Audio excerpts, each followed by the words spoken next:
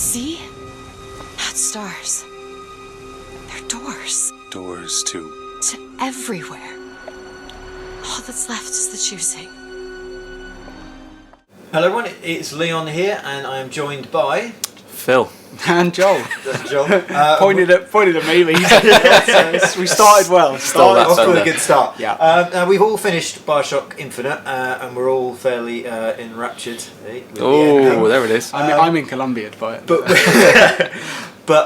so we're just going to talk about the ending and sort of try and explain it and pick it all apart. Now, obviously, it helps. You've kind of got like a basic understanding of quantum mechanics, Which we assume everybody does. yeah, right? everyone's GCSE sort of stuff. But it's all built around the idea that, like, with a particle, with an atom, you can never, according to quantum physics, you can never predict where the electron going around it is. You can only sort of give a probability of, or a possibility of where it will be. Therefore, all positions are possible. The electron can be everywhere. Everything's possible. It's multiverse theory. more Multiverse, than... which is invented by a man called DeWitt. DeWitt actually takes his name from one of the leading scientists. So that's basically where we get to at the end, with an infinite number of lighthouses, Yes. and each one representing basically a different universe in which all possibilities play out eventually. If you went in all of them. And there's a couple of references where Lucette twins, and I'll call them twins even though they are the same person from different universes. Yeah. They talk about how there are always constants and there are variables. And also Elizabeth talks about when she opens up her first tear, says, summer, dollars, dishwater, coffee instead of tea, rain instead of shine, whatever.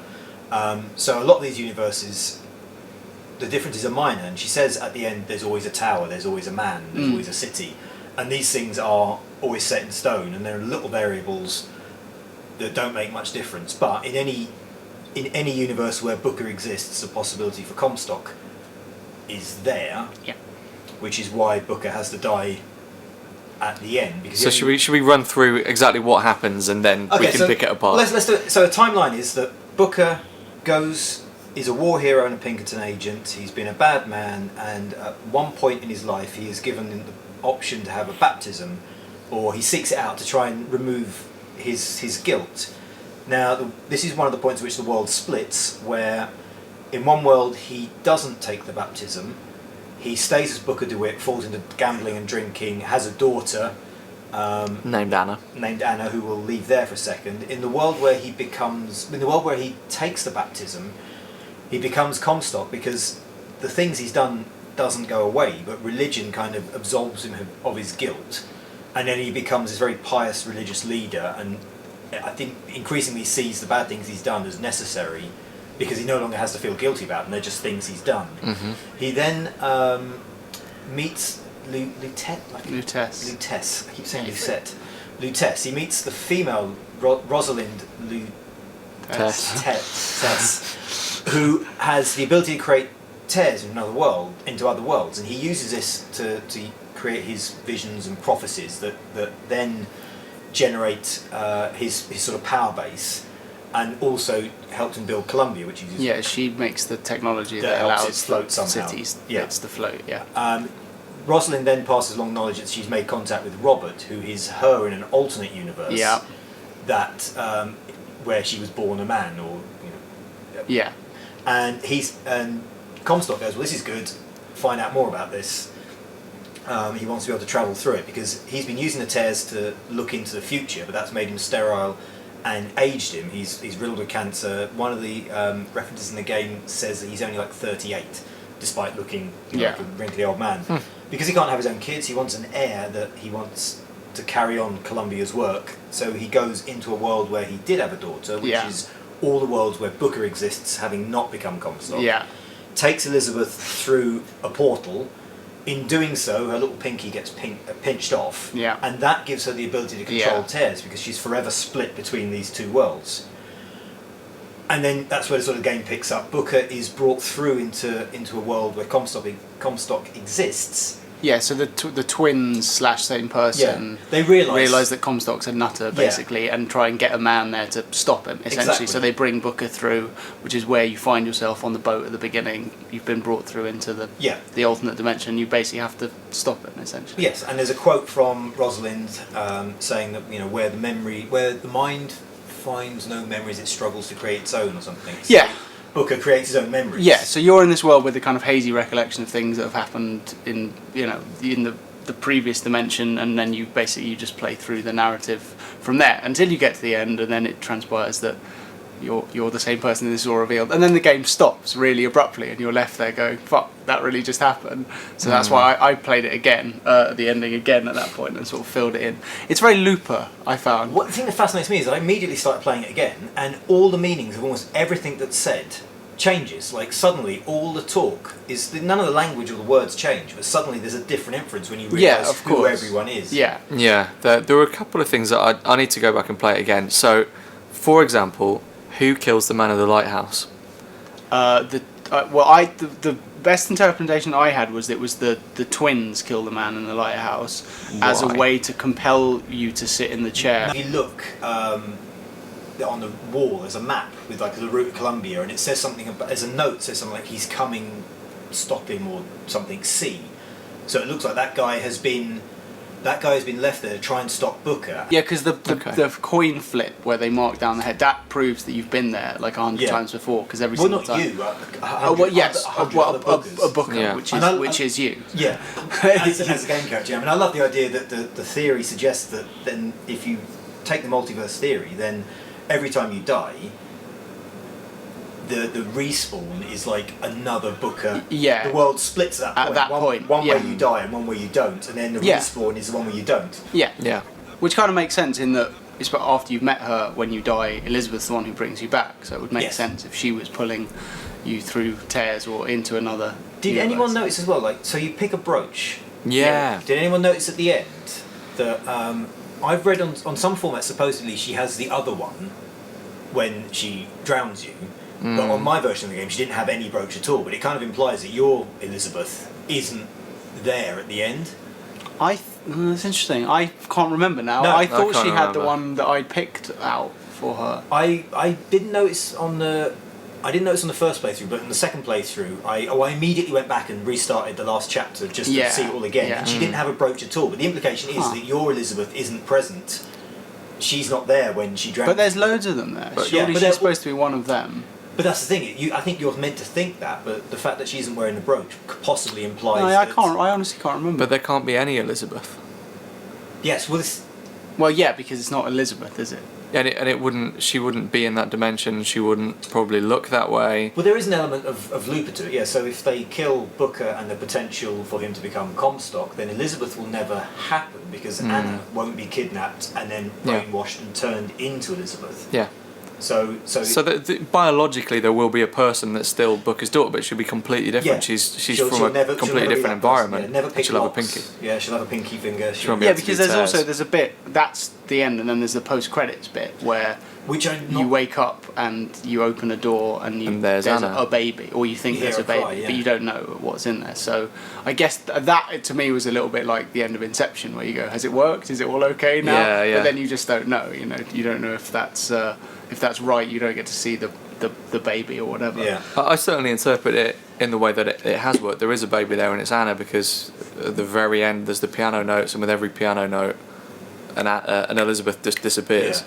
Yeah. And then I sort of, because it cuts away just before that's the thing. The that's central Elizabeth goes away. So it's very Inception. Yeah. A lot of people have been saying it doesn't make sense, because if there are an infinite number of these universes, then even Booker killing or being drowned at that point wouldn't stop Booker, because he still exists up until the point of the baptism, which is when he gets drowned. So people say that at that point he could still diverge and become Comstock anyway. Surely Booker would have to not exist at all. Well, they talk about the constants and the variables, and I think the baptism, that seems to be the constant, where that is the box, like we mentioned Schrodinger's cat before we started recording this. So the baptism is the box that he goes into, and in that point of baptism he is both. But if you remove that point, that's that can't happen. It's not like he can become Comstock at other points in his timeline. It's that is a defining moment where the two possibilities diverge, and you get a Booker drunken gambler, or you get a Comstock religious. Yeah, absolutely. And I think we're not, in terms of the game itself, we're not, despite what the name says, actually dealing with the infinite amount of universes. We're dealing with like a subset of these universes. Yes, absolutely. Where the baptism exists. Exactly. Because otherwise they could have run off into a different lighthouse, somewhere towards the end, and just lived out some fantasy. Yeah. These universes have all already happened, or already will happen. Yeah, I mean, but and there are certain constants, like the heads or tails thing. There's always heads. That's a constant. It's not a choice that is made. That's one of the constants, because it's always heads. Yeah, I mean, Elizabeth is quite specific, isn't she? When they're running around, I think he says like, "Let's open one of these doors and go away." Yeah. It's like, no, we can't. Anywhere where Comstock exists, this will be happening. Yeah, exactly. My one question again, and it's something that's probably a bit clearer if you've played through it again. Who and why? Who tells him not to choose 77? That's the Lutesses.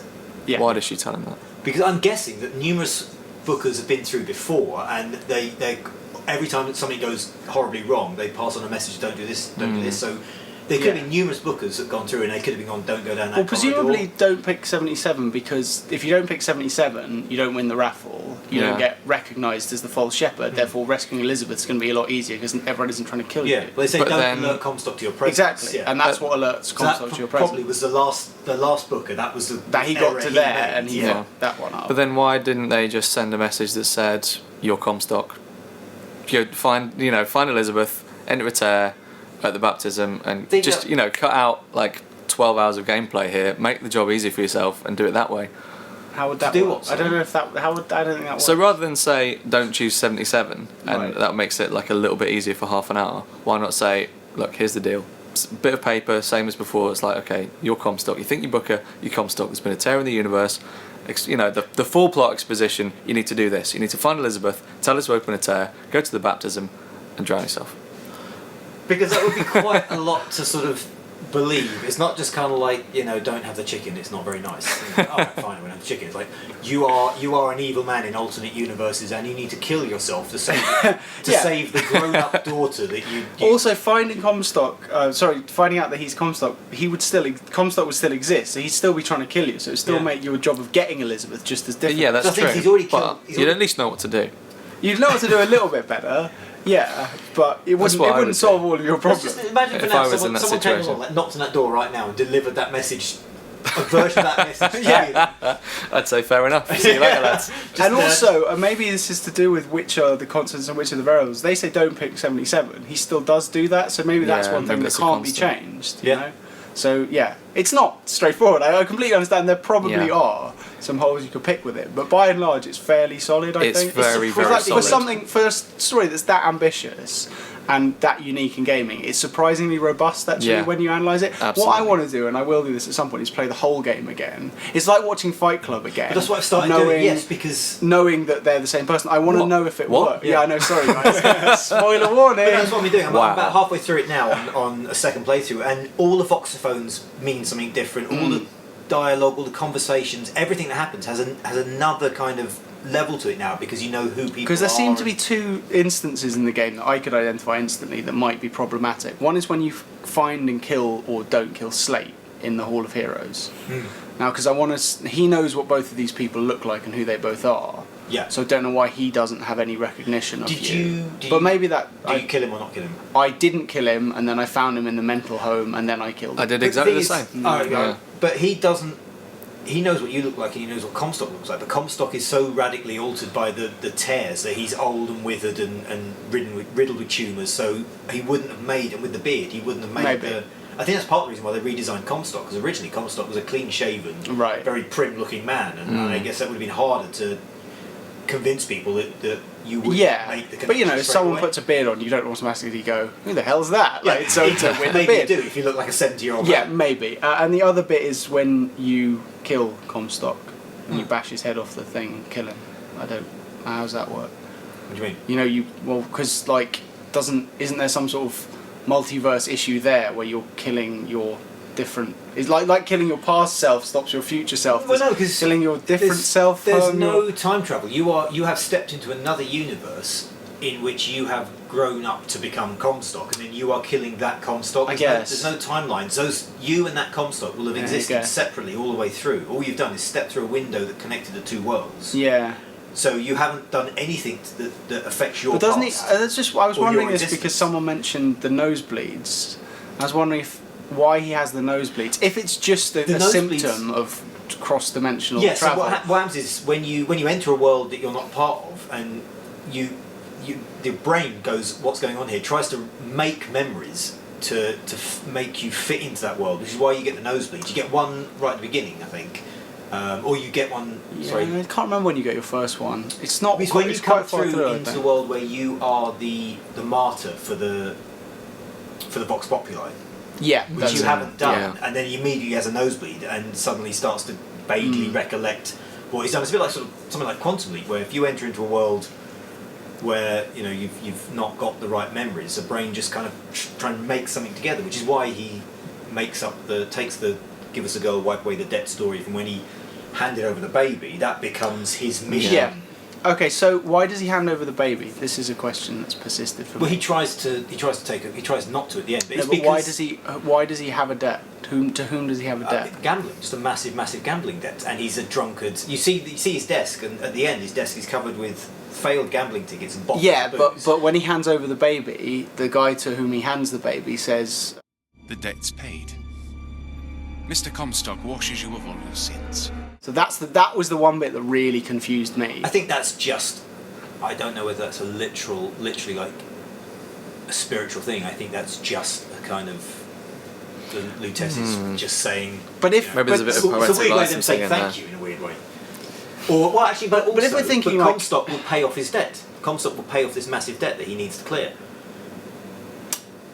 So it sounds spiritual, but he's basically kind of going. He'll. Yeah, but what I mean is, if they Comstock and Booker exist in different universes, but so how can one owe money to the other in the same? No. Comstock's just going to pick up. He said like when he's talking to Elizabeth on one of the gondolas, he says, he'll clear my marker if I get rid of you. Yeah. He'll clear so all Comstock has done is just paid his debt off. It's not. So that means he's paid his debt off in another universe. Well, no, in this One- universe, because if No, it's- Lutesses are communicating and they're able to pass a baby. No, sorry. I mean, basically, Comstock is sending money to a different universe. Than, Yes, Yeah. yeah. Right. Okay. Yeah, so it's just like it's like a Western Union. Yeah, transfer, cross universe Western yeah. Union. Yeah, and if you receive that Sure. money, you wouldn't think that was suspicious at all, would you? Just Colombian like a big dollars. hole opens in the wall and like loads of money Well, comes. no, but that's because Lutece is They're the like the agent, intermediaries. Yeah, so he'll okay. just turn Yeah. up somewhere, Yeah. pay some money, See, and that's that it. does make sense. The movie that this reminded me of an awful lot, I was mentioning this to you earlier on, Leon, is Donnie Darko.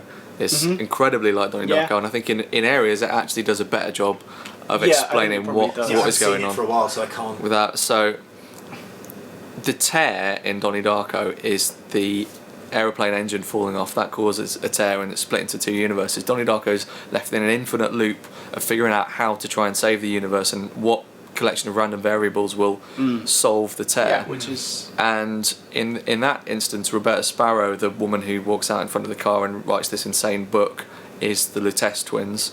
And then there are the tears, which are like those chest-mounted, wobbly light, razor Yeah. light thing. There were like a bunch of parallels. Like Elizabeth is like the bunny who's, the guy in the rabbit suit, who also exists in the real world, but not as. There's loads of very. Well, I was talking there's to a someone similarity. from 2K just after I finished it. And Yeah. they were like, you have to see the film called Triangle. So I don't know if I think I was talking to you about Oh, it. yeah. Which is That like a was the Melissa George movie. film where Yeah. they go on a boat and it's the same thing, like an infinite loop of events is playing itself out. I had no idea it was like that. I thought it was like a straight disaster and that's movie. kind I thought of it was like a horror movie. Yeah, it is, Yeah. and that's sort of a spoiler, but you find that out about 20 minutes in. And I'm then gonna the watch whole that point tonight. is her trying to do what she needs to do to break this infinite loop. Wow. It's not a great film, but it's very relevant to someone who's just watched Bioshock Infinite. But again, Bioshock probably does a better job of it. One of the things I love, which I didn't realise until I read it I was reading like all the sort of the forums and people discussing it and stuff, but that Yeah, there's been a lot of that. a lot. All the areas in Colombia are effectively like monuments to Booker's kind of failures. So Monument Island, where he goes first, is a monument built to this daughter that he's sort of given away. Right. When he goes to Soldier's Field and the Hall of Heroes, it's all his, his life as a soldier. So The Battle of Wounded Knee. Wounded Knee battle, and stuff. because obviously it's Comstock's past, but it's sort of unknowingly taunting him. When he goes to see Fink and all the oppressed workers, he was a Pinkerton agent, and they would basically go and beat up union workers and people. They would settle trade disputes by basically beating people up. So all these areas he sort of visits. Yeah, that one makes it a bit more compelling, actually. Yeah, and I forget what was where were the Boys of Silence? That was Mental hospital. yeah. I mean, he basically. did have like a sort of a breakdown, didn't he? Effectively with his gambling, his guess drinking, so. and the idea is that sort of inadvertently he's travelling through sort of stages of his life. Yeah. Because they are Yeah. him and Comstock That makes share sense. this kind of. Most developers I'd go, you're just looking for something that isn't there, but with them they're clever enough to actually Yeah. do that. Yeah. Yeah. There's so much in there that there isn't almost anything that is accidental. No, absolutely. Which is why it's so fascinating to go back and listen to all the voxophone stuff again. Yeah. Because it all means something else afterwards. Yeah, that's true actually. Yeah. Yeah, I was blown away by the ending. It was like incredible. Do we have any like favourite moments? Because mine was the death of the songbird, which for some reason I found heartbreaking. Death of the Songbird was really sad actually. Yeah. Like when he's fighting for you and taking out all the airships, I was like, yeah, go on, Songbird. Oh, here's a question. Just remember, Here's a question. So you know when you pick the brooch, the necklace or whatever Yes. it is. So there's the cage and the bird, right? Yes. Yeah. Everyone's with me, right? When you discover how to control the songbird, which did you guys pick instantly? Went with the cage. I went the bird first time. I'm doing the cage second. Okay, time. so when I discovered and I can't really remember the sequence of events. So you get given the note by old Elizabeth. Yeah. Yeah. And mine had like a drawing of a cage on it and Same, like yeah. CAGE, Yes. Yeah. and you realise those are the notes you play to control the songbird, Yeah, right? yeah. I wondered if picking the bird would give you a different note and a different. Well, I method. picked the bird first time, and it had the cage on the piece of paper. Ah, okay, fine. right. Because I wondered because it wouldn't take a lot for them to have made two slightly different scenes play out in the airship, and you go, "This is how you." Okay, maybe it actually makes absolutely no difference No. which one you pick. That's Something odd. I've just remembered. Which is odd in itself. Something that's actually. planted so early in the game. Yeah. But I think it's something to do with when Elizabeth kills you at the end and the brooch isn't there. Talking about the airship battle, something else I read that someone pointed out was that, it's the airship battle proves that even defeating Comstock doesn't defeat him, because effectively you are on the airship fighting the Vox Populi who have come to defeat Comstock. Yeah. And sort of there you are to fight them. And Yeah. So the final battle between the Vox Populi and Comstock happens even though you've killed Comstock, because you still are kind of Yeah, Comstock. well, that happens in the sense when you end up killing Daisy Fitzroy, you become the person that they're all fighting against. So Yeah, you've taken the yeah. role of Comstock Yeah. from that moment on, because Yeah. she's a bit of a man. And the Vox Populi don't even realise they come to fight Comstock on his barge, and Comstock exactly. is sort of there. Yeah, that's true. Yeah. Your favourite moment? At the bit at the very end, like that, the hammer blow of because I was getting so worked up towards the end. I like the questions were piling up, and it was getting so tense. It was like unbearable. I was just like, "Tell me what's going on." So when it all like the relief of the ending was, that was my favourite moment. And yours? Retrospectively, it's the heads or tails moment. I think I enjoyed it at the time as well, because I thought there's something more going on, obviously, than I've read about or anything that I've experienced, and that was fine, and it's quirky and everything. But then when you look back and realise all that, it's a fantastically sowed seed, and Yeah, it's true. yeah, it's my top moment. It's interesting in a way, because they could almost make an almost direct sequel, because it would just be a variation of the theme. They could almost... Yeah. Oh, actually, no, maybe not. But the bit when you possibly the bit when you descend into Rapture. Yes. That's all That right. bit, That was- I was like, just as like a bit of fan service. Yeah. It was brilliant. I sort of wanted to just I just wanted to shake Ken in the mind. I know, because you're getting into something. I was like, that's a bathysphere. I swear Yeah. that's a bathysphere. And then you go Yeah. down, you're actually in that first bit of Rapture. I thought that was absolutely brilliant. Seems like I almost missed the songbird, because I was just running around going, I'm back, I'm back! yeah, it's I so wonder- good, that bit. I wonder Well, what I you'd wonder if think of. potentially DLC could tap into that.